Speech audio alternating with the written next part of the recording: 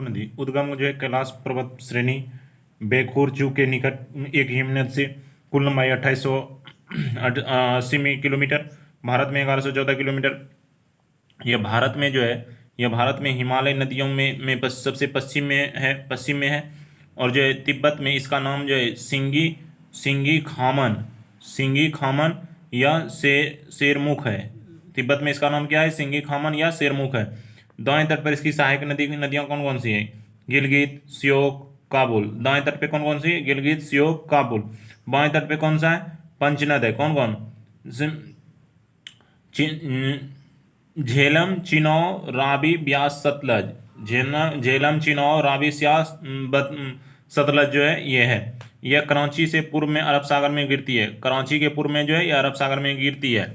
अब देखिए झेलम नदी, प्रमुख तटीय शहर श्रीनगर है। झेलम नदी पे जो है श्रीनगर है। उद्गम जो है फिर पंजाल के श्रेणी के बेरीनाग झरने से। कहाँ से? बेरीनाग झरने से। इसकी सहायक नदी कौन सी है? किशनगंगा है। चिनाव नदी ये मिलती कि कहाँ है? चिनाव नदी के संगम पे। अब देखिए चिनाव नदी का उद्गम स्थल जो है हिमाचल प्रदेश में चंद्रभागा में मिलान से। ठीक है। इसका अन्य नाम क्या है? चंद्रभागा। लंबाई कितना है भारत में इसका? 1180 किलोमीटर। और सिंधु की सबसे बड़ी सहायक नदी है चिनाव। और चिनाव नदी पे ही कौन सा पुल अभी अभी विश्व का सबसे ऊंचा पुल बना है? उसकी हाइट कितना है? 359 मीटर। कितना है? 359 मीटर। सबसे ऊंचा पुल, सबसे ऊंचा पुल। अब देखिए रावी नदी का क्या है उद्गम जो है? रावी नदी का उद्गम रोहतांग दर्रे के पश्चिम से। और यह जो है हिमाचल प्रदेश के चंबा घाटी में बहती है। यह हिमाचल प्रदेश के जो है चंबा घाटी में बहती है। और जो है संगम किस में है? चेनाब नदी में संगम है। ब्यास नदी का उद्गम जो है रोहतांग दर्रे के निकट रोहतांग दर्रे के ब्यास कुंड से। और ये जो है कुल्लू घाटी में बहती है। ब्यास नदी कुल्लू घाटी में बहती है। हरिके के पास जो है सतलज नदी के संगम पे मिल जाती है। अब देखिए तिब्बत, सतलज नदी तिब्बत, ये जो है उद्गम स्थल जो है मानसरोवर के निकट राक्षस ताल से। कहाँ से? राक्षस ताल से भारत में प्रवेश करती है। सिपकिला के पास भारत में प्रवेश करती है। पूर्ववर्ती नदी का यह उदाहरण है सतलज नदी। और यह जो है तिब्बत में जो है नाम इसका क्या है? लोंगचेन खम्बब। अब देखिए गंगा नदी की जो है यह जो है पूर्ववर्ती अफवाह का उदाहरण है। भारत के सबसे बड़े अफवाह तंत्र का निर्माण करती है। उद्गम उत्तराखंड के गौमुख के पास गोमती हिमनद से। प्रारंभ में नाम इसका जो है भागीरथी। देव प्रयाग में अलकनंदा से मिलने के बाद गंगा कहलाती है। हरिद्वार में जो है मैदानी भाग में प्रवेश करती है। कुल लंबाई जो है 2525 मीटर है। भारत की सबसे लंबी नदी है। बाएं तट की इसकी सहायक नदियां कौन कौन है? रामगंगा है, गोमती है, घाघर है, गंडक है, कोसी है, महानंदा है। दाएं तट की सहायक नदियां कौन कौन है? यमुना, सोन, बंगाल की खाड़ी में गिरती है। ठीक है। अब देखिए अन्य नाम इसका क्या क्या है? पद्मा और मेघना। क्या क्या नाम है? पद्मा और मेघना। अब देखिए इसका संगम जो है विष्णुप्रयाग में कौन कौन सी नदी में मिलती है? अलकनंदा और धौलीगंगा। नंद प्रयाग में कौन कौन मिलती है? अलकनंदा और नंदाकिनी। और कर्णप्रयाग में अलकनंदा और पिंडार। रुद्रप्रयाग में अलकनंदा और मंदाकिनी। देव प्रयाग में जो है अलकनंदा और भागीरथी। देखिए यमुना उद्गम स्थल कहाँ है? बंदरपूछ में। इसके बाएं तट की सहायक नदी कौन कौन है? देखिए हिंडन, बरूना, रिंद, सेंगर, ये सब जो है यमुना की सहायक नदी है। कौन कौन? हिंडन, रिंद सब याद नहीं रखना, एक हिंडन याद रख लीजिए। ठीक है। यमुना की सहायक नदी चंबल, सिंध, बेतवा, केन। चंबल, सिंध, बेतवा, केन और हिंडन, ये जो है नदी यमुना की सहायक नदी है। गंगा की सबसे पश्चिम एवं सबसे लंबी सहायक नदी कौन सा है? यमुना। अब देखिए चंबल नदी उद्गम स्थल कहाँ है? जानापा पहाड़ी। कहाँ है? जानापा पहाड़ी। और जो है कहाँ ये जो है चंबल नदी निर्माण कहाँ होता है? खड़गों का निर्माण करता है। उत्तर प्रदेश के इटावा में यमुना में विलीन हो जाता है। विलीन हो जाता है। गंडक नदी इसका उद्गम स्थल जो है नेपाल में है, नेपाल हिमालय में है। और पटना के समीप सोनपुर में मिलता है। ये सब इंपॉर्टेंट रखिए कि बिहार में जो है कौन कौन सी नदी मिलती है। ये जो है पटना के निकट जो है सोनपुर में जो है गंगा में मिल जाती है। अब देखिए घग्गर घाघरा नदी इसका जो है उद्गम कहाँ है? मापचा चुंगो हिमनद, मापचा चुंगो हिमनद बिहार में आके जो है, ये इंपॉर्टेंट है, घाघरा जो है बिहार में जो है छपरा के पास जो है कि गंगा में मिलती है। अब सहायक नदी कौन कौन सी है इसका? सेती, सेती बेरी शारदा, सेती बेरी शारदा और तिला इसकी सहायक नदी है। को कोसी, कोसी का देखिए माउंट एवरेस्ट के उत्तर में जो है इसका उद्गम सप्त कोसी से है। बिहार का शोक भी बोलते हैं, मार्ग बदलने के लिए प्रसिद्ध है। पूर्ववर्ती जो है पूर्ववर्ती नदी का उदाहरण है। भागलपुर के बिहार के जो है कोसी नदी कटिहार, ये जो है कटिहार के कुर्सेला में मिलती है, कुर्सेला में। रामगंगा नदी, देखिए रामगंगा नदी का उद्गम स्थल कहाँ है? गढ़वाल की पहाड़ी और कन्नौज में के निकट आके गंगा में मिलती है। उत्तर प्रदेश के नाजीबाबाद में मैदान में प्रवेश करती है। अब देखिए दामोदर घाटी, दामोदर को बंगाल का शोक बोला जाता है। हुगली में जो है मिलन मिलता है और जो है भ्रंश घाटी में बहती है, भ्रंश घाटी में बहती है। उद्गम जो है छोटा नागपुर पठार है। मुख्य सहायक नदी बराक नदी, इसका जो है दामोदर का सहायक नदी कौन है? बराकर नदी। अब देखिए शारदा, शारदा या सरयुग नदी भी बोलते हैं इसको। उद्गम इसका जो है मिलान हिमाचल, हिमानद जो है नेपाल में और भारत नेपाल सीमा पर बहती है, भारत नेपाल सीमा पे। नेपाल में जो है इसका नाम जो है गौरी गंगा है, इसका नेपाल में नाम क्या है? गौरी गंगा है। अन्य नाम क्या है इसका? काली और चैका है। अन्य नाम क्या है? काली और चैका नाम है इसका। अब ये सोन नदी, सोन नदी का उद्गम कहाँ है? उद्गम अमरकंटक के पहाड़ पे, अमरकंटक के पहाड़ के उत्तरी किनारे पर जलप्रपात का निर्माण करती है। गंगा के जो है दाएं तट इसकी सहायक नदी है, गंगा के दाएं तट की सहायक नदी है। पटना के पश्चिम में जो है आरा में गंगा में मिलती है, इसका याद रखिएगा। पटना के पश्चिम में जो है आरा में जो है गंगा में मिल जाती है। अब देखिए महानदी, महानंदा गंगा के बाएं तट की सहायक नदी है। महानंदा गंगा के बाएं तट की सहायक नदी है। उद्गम स्थल दार्जिलिंग पहाड़ी है। पश्चिम बंगाल में गंगा के संगम में मिलती है। अब देखिए ब्रह्मपुत्रा इसका जो है कैलाश पर्वत श्रेणी इस मानसरोवर झील के निकट इसका जो है उद्गम स्थल है। अहवा क्षेत्र जो अरुणाचल प्रदेश असम में है। बाएं तट की सहायक नदियाँ दिबांग या मतलब लोहित, बूढ़ी दियांग, धनसिरी। कौन कौन है बाएं तट की नदियाँ? दिहांग, लोहित, बूढ़ी दियांग, धनसिरी। दाएं तट की सुवनसिरी, कामेंग, मानस, संकोस। अब देखिए अन्य नाम क्या है? तिब्बत में इसको सांगपो बोलते हैं, अरुणाचल प्रदेश में दिहांग बोलते हैं, असम में ब्रह्मपुत्रा बोलते हैं, बांग्लादेश में यमुना बोलते हैं। ब्रह्मपुत्रा नदी बांग्लादेश में पद्मा गंगा में मिलती है। गंगा एवं ब्रह्मपुत्रा मिलकर विश्व का सबसे बड़ा डेल्टा जो है सुंदरबन का निर्माण करती है। सुमनश्री नदी जो है तिब्बत क्षेत्र से है। अफवाह क्षेत्र जो अरुणाचल प्रदेश है। असम में पूर्ववर्ती नदी, ये पूर्ववर्ती नदी है। प्रायद्वीपीय नदी तंत्र, देखिए बंगाल की खाड़ी में गिरने वाली नदियाँ महानदी, गोदावरी, कृष्णा और कावेरी। प्रायद्वीपीय नदी यहाँ कौन कौन है? बंगाल की खाड़ी में गिरने वाली महानदी, गोदावरी, कृष्णा, कावेरी। और ये चारों जो है डेल्टा का निर्माण करती है। एस्चुरी का निर्माण कौन कौन करती है? ताप्ती, नर्मदा और माही, और ये अरब सागर में गिरती है। अब देखिए महानदी उद्गम जो है छत्तीसगढ़ है। उद्गम इसका छत्तीसगढ़, सिहावा पहाड़ी, धमतरी छत्तीसगढ़ है। दाएं तट की इसकी सहायक नदी कौन कौन है? जोंक है, ओंग है और तेल है। बाएं तट की इसकी नदियां सहायक नदी कौन है? हसदेव, मंद और शिवनाथ। अफवाह क्षेत्र कहाँ है? छत्तीसगढ़ और उड़ीसा। महानदी का अफवाह तंत्र कहाँ है? छत्तीसगढ़ और उड़ीसा। इसका लंबाई कितना है? 851 नहीं 815 है। अब कहीं इसका हम विवरण नहीं कर सकते हैं क्योंकि कहीं कहीं कुछ अलग अलग दिया रहता है हर एक जगह। अब देखिए गोदावरी नदी का जो है उद्गम स्थल क्या है? त्रिवेंकेश्वर जो है नासिक से जो है महाराष्ट्र है। बाएं तट की इसकी सहायक नदी बेनगंगा, वर्धा, प्राणहिता, सबरी, इंद्रावती। लंबाई इसका 1465 किलोमीटर। प्रायद्वीपीय भारत की सबसे बड़ी नदी। और दक्षिण गंगा जो है के नाम से जाना जाता है। सदृश प्रपात की रचना करती है। सदृश प्रपात की दाएं तट की इसकी सहायक नदी कौन कौन है? मूला और मनेर। अब देखिए कृष्णा नदी का जो है लेंथ है 1401 किलोमीटर। दूसरी सबसे बड़ी प्रायद्वीपीय नदी। दाएं तट की इसकी सहायक नदी कौन कौन है? कोयना, घाटप्रभा, मालप्रभा, तुंगभद्रा। उद्गम कहाँ है? महाबलेश्वर महाराष्ट्र, पश्चिमी घाट महाबलेश्वर महाराष्ट्र, बाएं तट की नदी भीमा मूसी मुनेर मुनेरू मुनेरू, बाएं तट का भीमा मूसी मुनेरू और दाएं तट का कोयना घाट प्रवाह मालप्रभा और तुंगभद्रा। अब देखिए कावेरी, कावेरी का जो है ब्रह्मगिरी पहाड़ी जो है कर्नाटक से इसका उद्गम स्थल है। बाएं तट की इसकी सहायक नदी हेमावती, सिम्पा और अर्कावती।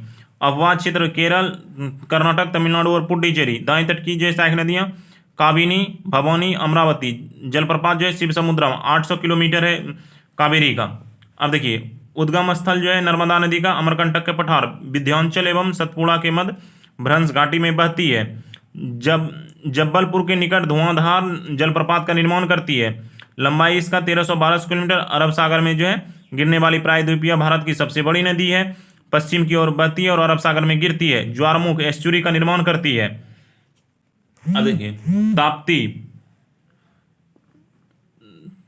ताप्ती जो है इसकी ताप्ती का जो है ताप्ती उद्गम जो है मध्य प्रदेश के बैतूल जिला में मुलाई से और इसका लंबाई जो है 724 किलोमीटर है। अववाद क्षेत्र महाराष्ट्र, मध्य प्रदेश, गुजरात। पश्चिम की ओर अरब सागर में गिरती है। पश्चिम की ओर ताप्ती अरब सागर में गिरती है। ज्वार जो है ज्वार नद मुख जो है एस्चुरी का निर्माण करती है ताप्ती नदी। और नदियों के किनारे जो है बसे प्रमुख शहर गंगा नदी के किनारे कौन कौन है? हरिद्वार, फतेहपुर, कानपुर, प्रयागराज, भागलपुर, वाराणसी, पटना। और यमुना के किनारे नई दिल्ली, आगरा, मथुरा और इटावा। अभी भारत की सबसे प्रदूषित नदी कौन सी हो गई है? यमुना। कृष्णा जो है मतलब किस नदी के किनारे? कृष्णा नदी के किनारे बसा शहर क्या कौन है? विजयवाड़ा। हैदराबाद किस नदी के किनारे है? मूसी नदी के किनारे। हैदराबाद मूसी नदी के किनारे। देखिए मौर्य वंश के संस्थापक कौन थे? चंद्रगुप्त मौर्य। तथा अंतिम मौर्य वंश शासक कौन था? विद्रथ। और देखिए मौर्य वंश शुरुआत कौन हुआ? चंद्रगुप्त मौर्य, बिंदुसार, अशोक, दशरथ, संपृति, सालीशुक, देव बर्मन, शतधनवन और विद्रथ। कितना टोटल हुए? 9। कितना? 9। देखिए कौन कौन है? चंद्रगुप्त मौर्य, एक बार फिर से देखिए, चंद्रगुप्त मौर्य, बिंदुसार, अशोक, दशरथ, संपृति, सालीशुक, देव बर्मन और शतधनवन और विद्रथ। अब देखिए चंद्रगुप्त मौर्य जो है ये जो है अंतिम दिनों में जैन भिक्षु भद्रबाहु का शिष्य ग्रहण कर लिए। अंतिम दिनों में जो है जैन बन गए और जो है भद्रबाहु के साथ जो है ये बेलगांव चले गए। बेलगांव कर्नाटक चले गए। श्रावण बेला में 298 ईसा पूर्व में जो है संलेखना विधि द्वारा शरीर त्याग दिए। मतलब अन्य संलेखना विधि होता है बिना अन्य जल ग्रहण किए हुए। सिकंदर साम्राज्य के पूर्वी भाग के शासक सेल्यूकस और जो है चंद्रगुप्त मौर्य के बीच सेना के बीच जो है 305 ईसा पूर्व में जो है युद्ध हुआ। ठीक है। सेल्यूकस ने मेगास्थनीज को चंद्रगुप्त मौर्य के दरबार में भेजा। सेल्यूकस ने जो है मेगास्थनीज को चंद्रगुप्त मौर्य के दरबार में भेजा। तो बोलेगा चंद्रगुप्त मौर्य के दरबार में कौन आया था? मेगास्थनीज। किसका राजदूत था? सेल्यूकस का। मेगास्थनीज ने जो है इंडिका नामक पत्रिका लिखा। इंडिका नामक जो मूल स्वरूप में उपलब्ध नहीं है। अब मेगास्थनीज के अनुसार मौर्य सम्राट का नाम जो है सेंड्रोकोटस रखा। मौर्य साम्राज्य की राजधानी जो है पोलीब्रोथा था। और सोना निकालने वाली चीटियों का जिक्र किया है। दास प्रथा नहीं, मेगास्थनीज के अनुसार दास प्रथा नहीं था। लेखन कला का अभाव था। और जो है भारत में अकाल नहीं पड़ता था। मेगास्थनीज के अनुसार जो है भारत में 7 प्रकार की जातियां पाई जाती थी। दार्शनिक, कृषक, पशुपालन, कारीगर और जो योद्धा, निरीक्षक और सभापद। ये इतना याद नहीं रखना। मेगास्थनीज के अनुसार भारत की कितना प्रकार की जातियां थी? 7। अब देखिए चंद्रगुप्त मौर्य का प्रधानमंत्री तथा प्रधान जो है पुरोहित कौटिल्य, विष्णुगुप्त या चाणक्य। इसका तीनों नाम है, कौटिल्य, विष्णुगुप्त या चाणक्य था। कौटिल्य ने जो है राज शासन के ऊपर प्रसिद्ध ग्रंथ अर्थशास्त्र की रचना की। चाणक्य ने कौन सा पुस्तक लिखा था? अर्थशास्त्र के राज शासन के सप्तांग सिद्धांत का जिक्र है। अर्थशास्त्र में राज्य के शासन हेतु सप्तांग सिद्धांत का जिक्र है। अब देखिए सप्तांग सिद्धांत क्या था। सप्तांग सिद्धांत था, देखिए सप्तांग सिद्धांत, राजा शरीर के समान, राजा शरीर के समान, अमत राजा की आंखें, अमत किसको बोल, राजा शरीर का मतलब शीश, शीश के समान को जो है राजा बोला जाता था। अमत को राजा की आंखें बोल, राज्य का आंख बोला जाता था। जनपद राज्य की जांग बोला जाता था। जनपद को क्या बोलते थे, राज्य की जांग।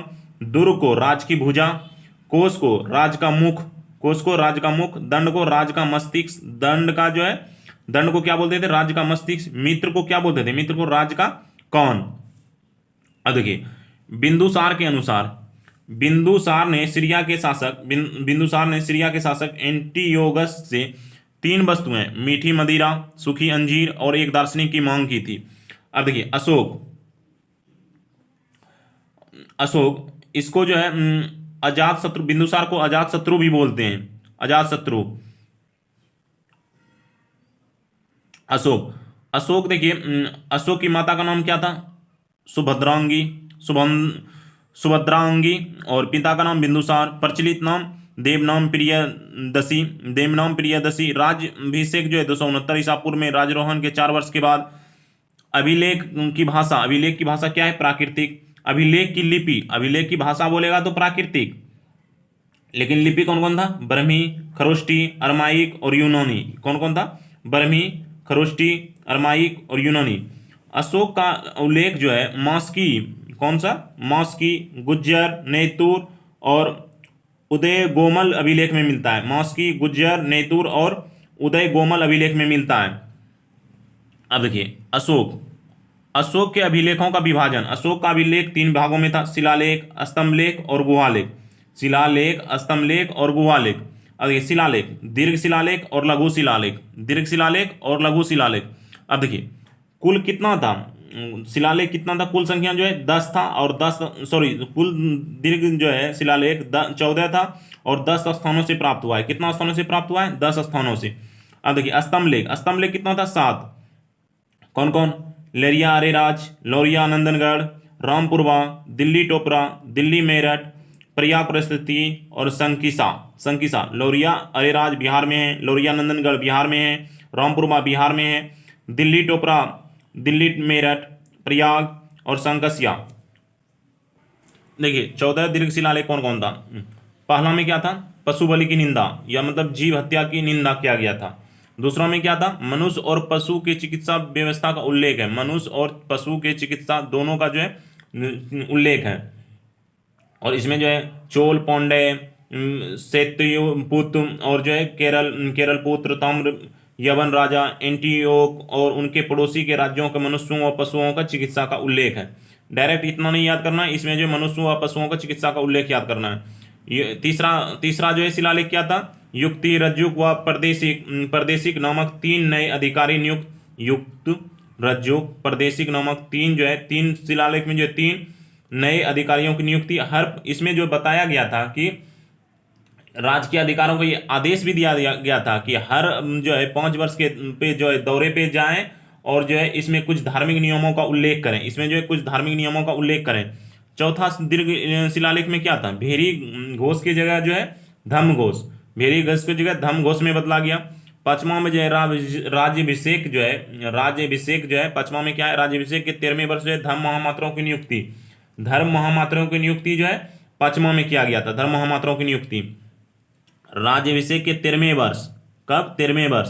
अब देखिए छठवां में क्या है, इसमें जो है राजा प्रतिवेदकों को प्रजा का हाल बताने का आदेश, या इसमें जो है आत्मनियंत्रण की शिक्षा दी गई थी। क्या शिक्षा दी गई थी, नियंत्रण की शिक्षा। अब देखिए सातवां में क्या था, सभी संप्रदाय के लोग को सब जगह निवास करें, सभी संप्रदाय के लोग जो है सब जगह निवास करें।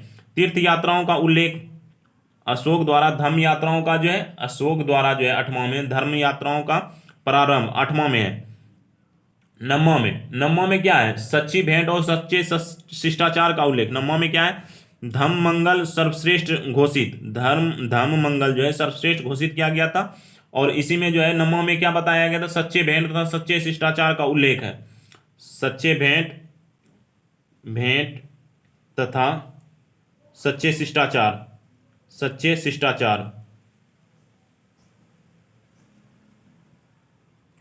उल्लेख। अब देखिए 10वां में क्या है, धर्म नीति की श्रेष्ठता पर बल।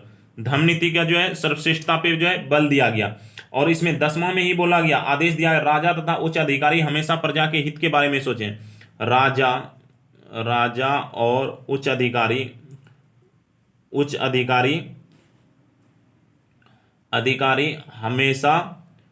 हमेशा जो है प्रजा के बारे में सोचें। हमेशा प्रजा के बारे में सोचें।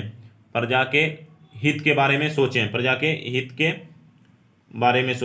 बारे में सोचें। 11वां में क्या दिया है, धर्म दान का उल्लेख। 11वां में क्या दिया है, धर्म की व्याख्या या धर्म दान का उल्लेख किया गया है। 12वां में क्या है, इसमें जो है धार्मिक संहिता पर बल दिया है। धार्मिक संहिता पे बल जो दिया है इसमें जो है स्त्री महामात्री की नियुक्ति भी बात किया गया। स्त्री महामात्र की नियुक्ति स्त्री महामात्र की नियुक्ति 12वां में। कलिंग विजय कितना में, 13वां में। 13वां अभिलेख में जो है कलिंग विजय 261 ईसा पूर्व का वर्णन है। कलिंग विजय का वर्णन।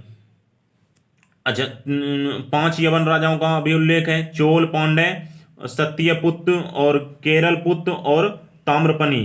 कौन कौन, चोल, पांड्य, सत्यपुत्र, केरलपुत्र और ताम्रपर्णी का उल्लेख है। 14 में क्या है, सभी लेखों हेतु उपसंहार स्वरूप है। अब देखिए अभिलेख कौन, इसमें जो है दीर्घ शिलालेख का जो है गिरनार जो है कहाँ है, जूनागढ़ गुजरात में। सहवाजगढ़ी कहाँ है, पेशावर पाकिस्तान में। धौली कहाँ है, पूरी उड़ीसा में। जौगढ़ कहाँ है, गंजमा जिला उड़ीसा में। अब देखिए कालसी कहाँ है, कालसी देहरादून उत्तराखंड में। सोपारा कहाँ है, सोपारा थाने महाराष्ट्र में। और मानसेहरा कहाँ है, हजारा पाकिस्तान में। एरागोडी कुर्नूल आंध्र प्रदेश। कंधार कहाँ है, अफगानिस्तान में। अब देखिए कंधार अफगानिस्तान में है। अब देखिए सन्नाती कहाँ है, गुलबर्ग कर्नाटक में। अब देखिए 13वां शिलालेख में जो है 5 यवन राजाओं का उल्लेख किसका है, मिस्र, नरेश, टॉलमी, टॉलमी जो है फिलाडेल्फस द्वितीय का है। एपीरस का है, अलेक्जेंडर का है। अब साइरीन जो है मेगस का है। और जो है मेसिडोनिया जो है एंटीयोगस का है। सीरिया एंटीयोगस द्वितीय का है उल्लेख। प्रशासन की इकाई, मौर्य प्रशासन की सबसे बड़ी इकाई क्या थी, मौर्य प्रशासन की सबसे बड़ी इकाई प्रांत थी। प्रांत के बाद जो है मंडल, क्या था, मंडल। अब देखिए सबसे छोटी बोलेगा तो ग्राम, सबसे छोटी ग्राम के ऊपर क्या था, संग्रहण। अब देखिए महत्वपूर्ण पदाधिकारी क्या क्या था इसमें। अब देखिए इसमें जो है वन विभाग का अध्यक्ष को क्या बोला गया है, कुप्या अध्यक्ष। अब देखिए कृषि विभाग का जो है अध्यक्ष को क्या बोला गया है, सीता अध्यक्ष। कृषि विभाग के अध्यक्ष को सीता अध्यक्ष। चारगाह या पशु का जो है पशु विभाग का अध्यक्ष को क्या बोला गया है, बबीता अध्यक्ष। अब देखिए बच्चड़ जो है बच्चड़ खाने का अध्यक्ष को क्या बोला गया है, सुनाध्यक्ष। अब देखिए वाणिज्य विभाग का अध्यक्ष को क्या बोला गया है, पान्या अध्यक्ष। माप तौल के विभाग का अध्यक्ष को क्या बोला गया है, पौतवा जो है पौतवाध्यक्ष। टकसाल का अध्यक्ष को क्या बोला गया है, लक्षणाध्यक्ष। अब देखिए खान विभाग के अध्यक्ष को क्या बोला गया है, अकराध्यक्ष। केंद्रीय प्रशासन के प्रत्येक विभाग का प्रमुख जो है तीर्थ के नाम से जाना जाता था, जिसकी संख्या जो है 18 थी। प्रधानमंत्री, पुरोहित, 10 कर्मांतिक उद्योग मंत्री, युवराज, राजा का उत्तराधिकारी। अब देखिए समहर्ता राजस्व मंत्री, सन्निधाता जो है कोषाध्यक्ष, सेनापति, सैन्य मंत्री, प्रदेष्टा कौन था, फौजीदार न्यायालय का न्यायाधीश। अब देखिए व्यवहारिक किसको बोलते हैं, दीवानी न्यायालयों का न्यायाधीश। दंडपाल, सैन्य संसाधन एकत्र करने वाला, सैन्य संसाधन एकत्र करने वाला। अब देखिए, अनंतपाल, सीमांत प्रदेशों के दुर्गों की देखभाल करने वाला प्रमुख। अब देखिए, कर्मांतिक, उद्योग मंत्री को क्या बोलते थे, कर्मांतिक। दुर्गपाल, देश के भीतर जो है, देश के भीतर दुर्ग की देखभाल करने वाला प्रमुख। नागरिक नागरिक नगरों का जो है व्यवस्था का प्रमुख। प्रतास्ता, जो है राजकीय दस्तावेज को सुरक्षित करने वाला। द्वारिक, राज प्रदासों का अधिकारी। अंतवर्षिक, राजा के निजी अंगरक्षक, सेना प्रमुख। अंतवर्षिक जो है राजा के निजी अंगरक्षक का सेना का प्रमुख था। अब देखिए, आठवीं वन विभाग का जो है प्रमुख था। आठवीं क्या था, वन विभाग का प्रमुख था। अब देखिए, मंत्री परिषद का प्रमुख था। मंत्री परिषद अध्यक्ष जो है मंत्री परिषद का अध्यक्ष है। नायक, सेना का जो है संचालन करता था। अब देखिए, कर कौन कौन सा था, पिंड कर गांव पर कर था, पिंड कर गांव पर कर था। भाग क्या था, भूमि कर था। बलि, धार्मिक उपकर था। प्रणय, आपातकालीन कर था। हिरण्य, नगद कर था। हिरण्य को क्या बोलते थे, नगद कर। हिरण्य को जो है नगद कर बोलते थे। विष्टि व्यवहार कर बोलते थे। उदय उदयक भाग, सिंचाई कर, उदयक भाग सिंचाई कर। और गुल्मदेय क्या था, सैनिकों का शुल्क। गुजरात के गिरनार में स्थित सुदर्शन झील के निर्माण व मरम्मत से संबंधित देखिए क्या क्या था। अब देखिए, पुष्यगुप्त या मतलब चंद्रगुप्त में जो है देखिए संबंधित प्रांतिक जो है वह शासक। पुष्यगुप्त किसको जानते हैं, चंद्रगुप्त मौर्य को। तुषास किसको जानते हैं, अशोक को। रुद्रदामन जो है सुविशाखा को। चक्रपालनी जो है स्कंदगुप्त को। चक्रपालनी जो है स्कंदगुप्त को बोलते थे। में जो है आर्टिकल 100 में गणपूर्ति है, और 101 में स्थानों का रिक्त होना, स्थानों का जो है रिक्त होना। अब देखिए, 104 आर्टिकल में क्या है, 104 आर्टिकल में क्या क्या दिया हुआ है।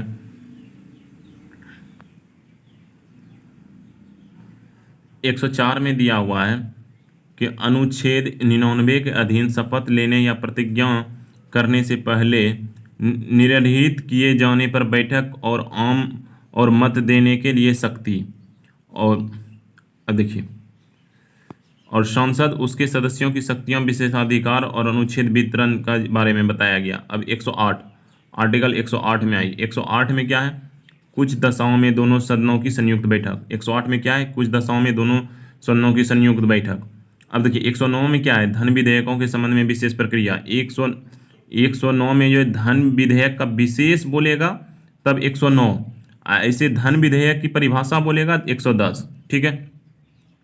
अब देखिए, 111 में क्या है, 111 में विधेयकों को अनुमति, वित्तीय विषयों के संबंध में प्रक्रिया।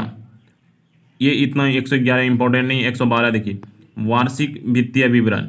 वार्षिक वित्तीय विवरण कितना में है, 112 में। अब देखिए, 13 में क्या है, सांसद में जो है, सांसद में प्राक्कलनों के संबंध में प्रक्रिया। क्या है, सांसद में प्राक्कलनों के संबंध में प्रक्रिया। विनियोग विधेयक कितना है, विनियोग विधेयक कितना में, 114। विनियोग विधेयक कितना में, 114। अब देखिए, 115 में क्या है, 115 में अनुपूरक, अतिरिक्त, अधिक अनुदान जो है आर्टिकल 115 में है। अच्छा, 116 में क्या है, 116 में लेखानुदान बोलेगा 116, अनुपूरक 115 में। और वित्त विधेयक के बारे में कितना में, 117 में। वित्त विधेयक के बारे में 117 में। अब देखिए, प्रक्रिया के नियम इतना इम्पोर्टेंट नहीं है। अब देखिए, आर्टिकल 120 में क्या है, संसद में प्रयोग होने वाली भाषा। संसद में जो है प्रयोग होने वाली भाषा कितना है, 120 में। ठीक है, 120 में।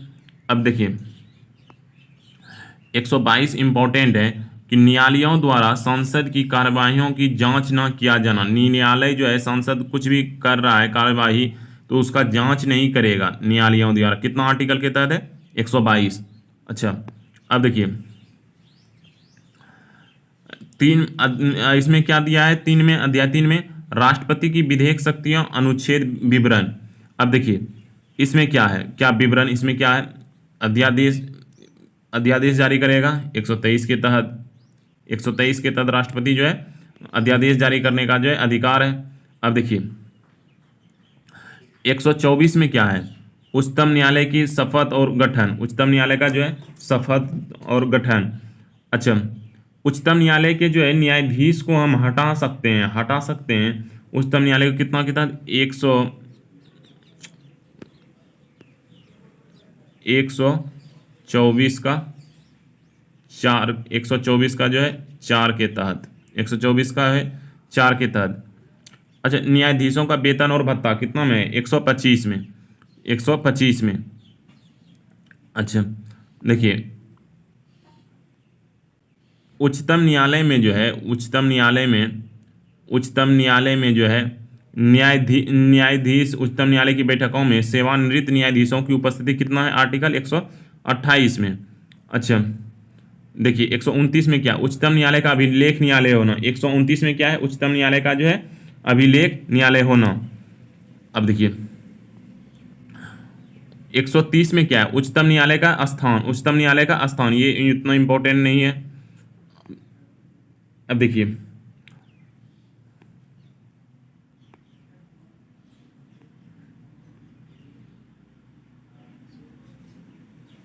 अब देखिए यहाँ पे 137 में निर्णयकों या आदेशों का उच्चतम न्यायालय द्वारा पुनर्अवलोकन, पूर्वावलोकन जो है 137 के तहत, ये इंपॉर्टेंट है। उच्चतम न्यायालय की अधिकारिता की वृद्धि किया जा सकता है 138 के तहत, 138 के तहत। अब 139 में देखिए क्या है, 139 में कुछ रीट निकालने की शक्ति का उच्च न्यायालय को प्रदान किया जाना, कुछ रीट निकाल सकता है 139 के तहत उच्चतम न्यायालय। अब देखिए 140 उच्चतम न्यायालय की, अब 143 में देखिए उच्चतम न्यायालय से परामर्श करने की राष्ट्रपति की शक्ति कितना के तहत है, 143 के तहत, कितना के तहत है, 143 के तहत। अब देखिए सिविल और न्यायिक प्राधिकारियों द्वारा उच्चतम न्यायालय कितना में, 144 में। अब देखिए उच्चतम न्यायालय का नियम कितना में, उच्चतम न्यायालय का नियम कौन जितना भी है 145 में है, ठीक है।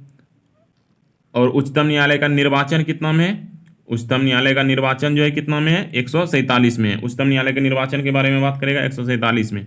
अब देखिए 148 में क्या है, 148 में भारत का नियंत्रक महालेख परीक्षक है। 148 में क्या है,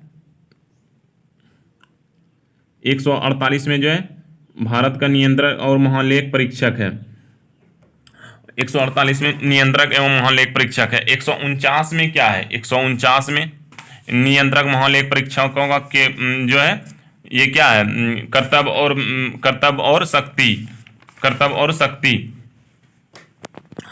अच्छा बताइए अभी जो है भारत के नियंत्रक महालेख परीक्षक कौन है, जीसी मुर्मू। कौन है, जीसी मुर्मू, मुर्मू। अच्छा बोलेगा अब आइए 152 में देखिए 152 में क्या है, 152 में क्या दिया गया है, परिभाषा, किसका परिभाषा दिया है, तो ये जो है केंद्र सरकार का जो है परिभाषा, या इसको राज्य सरकार भी बोल राज्य सरकार के बारे में जैसे बोलेगा राज्यों के राज्यपाल, एक राज्यपाल होगा कितना आर्टिकल के तहत, 153 के अनुसार। राज्य की कार्यकारिणी की नियुक्ति, राज्य की कार्यपालिका की शक्ति किसके पास होगा, ये राज्यपाल के पास।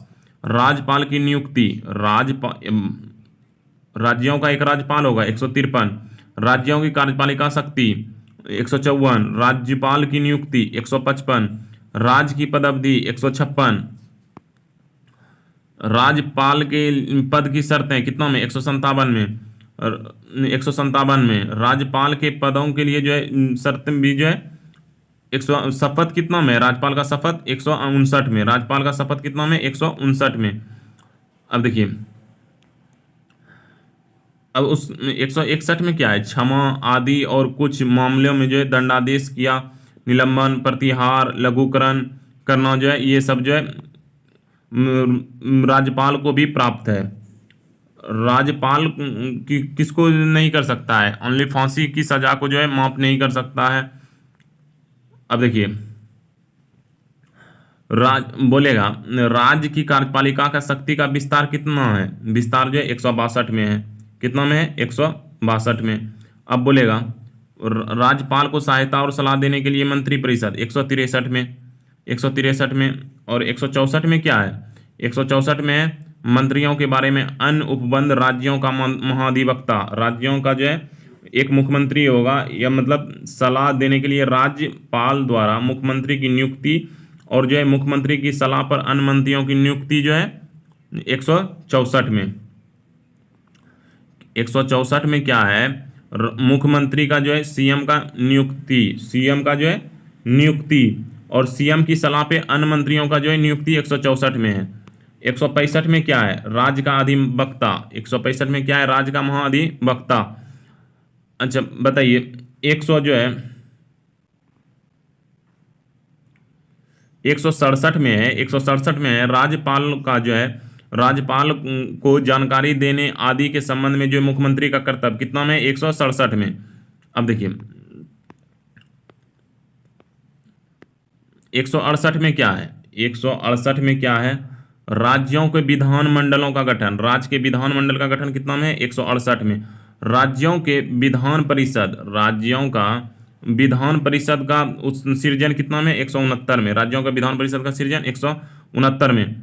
विधानसभाओं का संरचना, विधानसभा का संरचना कितना में? 170 में। विधान परिषद, विधान परिषद की संरचना कितना है? 171 में। अब देखिए राज्य के विधानमंडल की सदस्यता के लिए जो है योग्यता कितना में? 173 में। अब देखिए 173, 174 में क्या है? राज्य, राज्य के विधानमंडल के सत्र, राज्य विधानमंडल के सत्र बुलाना, समय समय पे बुलाना, समय समय पे जो है बुलाना, और जो है उसका जो है सत्रावन और जो है विघटन जो है करेगा 174 के तहत। 175 में क्या है? सदन और सदनों के अभिभाषण का और उसके संदेशों को भेजना का राज्यपाल का अधिकार है। कितना? 175 के तहत। 176 में क्या है? राज्यपाल का विशेष अभिभाषण, राज्यपाल का विशेष अभिभाषण कितना में? 176 में। अच्छा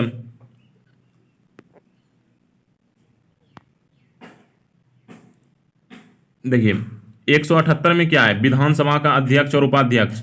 विधानसभा का अध्यक्ष और उपाध्यक्ष बोलेगा कितना में? 178 में। 179 में क्या है? अध्यक्ष और उपाध्यक्ष का पद रिक्त होना। 179 में क्या है? अध्यक्ष और उपाध्यक्ष का रिक्त होना। और देखिए 180 में क्या है? वो अपने कर्तव्यों का जो है पालन करेगा। और 181 में होगा जब उपाध्यक्ष जो है, जब अध्यक्ष और उपाध्यक्ष को हटाए जाने का जो कोई संकल्प जो विचाराधीन हो, तब उसका पीठासीन न होना। अब देखिए सेम वही है। 113, 182 में क्या? विधान परिषद का सभापति और उपसभापति। विधान परिषद का जो है सभापति, उपसभापति। उसके बाद जो है विधानसभा परिषद को जो है, विधान परिषद के सभापति और सभापति को जो है हटाया जाना, या पद से हटाया जाना या रिक्त होना 183। फिर बोलेगा 184 में जो है सभापति और उपसभापति का जो है कर्तव्य और पालन। 185 में जो है वही है सभापति और उपसभापति को पद से हटाने जाने का यदि विचाराधीन हो, तब उसका पीठासीन न होना। अब देखिए 186 में अध्यक्ष और उपाध्यक्ष, सभापति और उपसभापति का वेतन 186 में है। राज्य के विधानमंडल का सचिवालय कार्य संचालन अनुच्छेद जो है 187 में। अब देखिए सदस्यों द्वारा शपथ या प्रतिज्ञा कितना में? 188 में।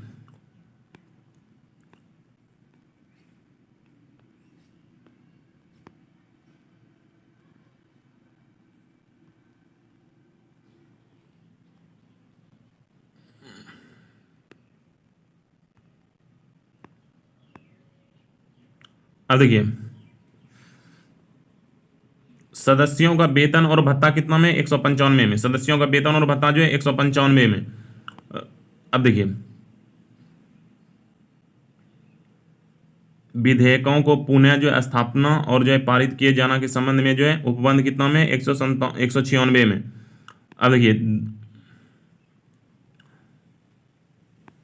धन विधेयकों के संबंध में विशेष प्रक्रिया जो है, धन विधेयकों के संबंध में जो विशेष प्रक्रिया कितना है 198 में। धन विधेयक की परिभाषा कितना है 199 में। धन विधेयक की परिभाषा जो है 199 में।